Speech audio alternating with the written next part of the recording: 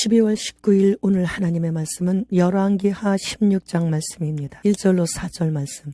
르말리아의 아들 베가 유다의 왕 요담의 아들 아하스가 왕이 되니 아하스가 왕이 될 때 나이가 20세라.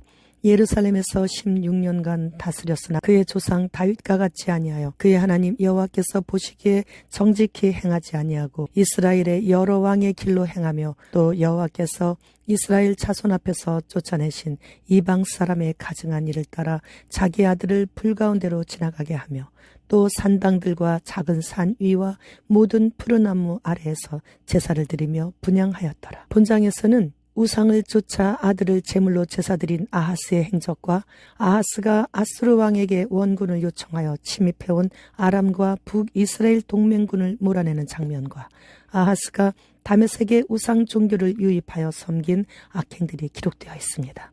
아하스는 20세의 왕이 되어 16년간 유다를 통치했는데 그의 통치는 이전 유다의 어떤 왕들보다 더 사악했는데 북이스라엘 왕들처럼 우상 숭배를 비롯하여 각종 종교적인 악행을 저질렀고 위기시에 하나님보다 더 강한 나라 아수르 왕을 더 의지했고 다윗 언약의 핵심 내용인 성전 언약을 파기했고 이러한 아하스의 우상 숭배에 대해 하나님께서는 아람과 이스라엘 연합군으로 하여금 유다를 침공하게 하셨습니다. 그러자 아하스는 여호와의 성전과 창고에 있는 금과 은을 모두 꺼내어다가 아시리아 왕에게 선물로 보내고 도움을 요청했습니다.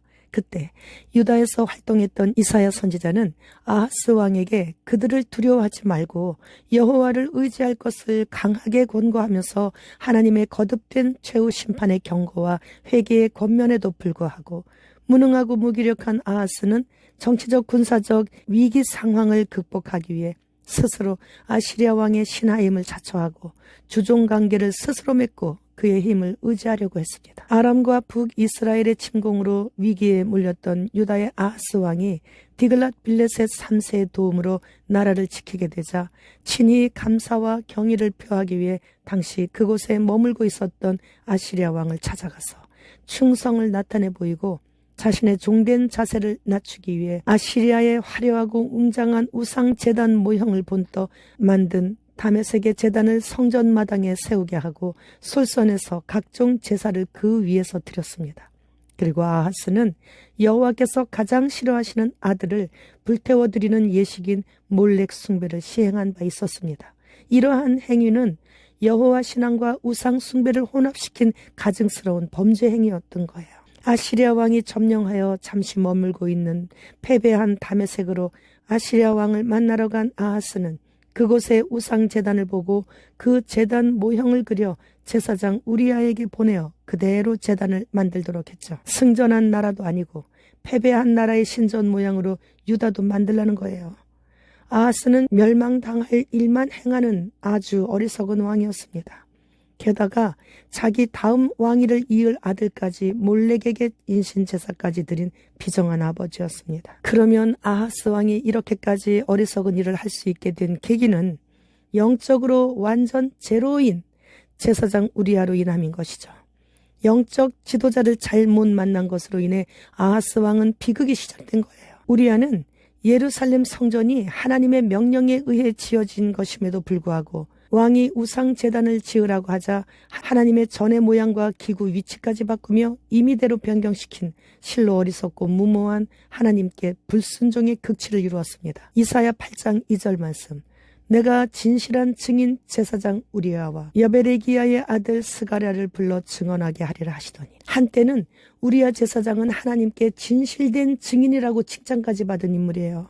그런데 정치 권력과 타협함으로써 영적인 권위를 잃어버린 사이비 종교 지도자의 본보기가 되고 말았죠.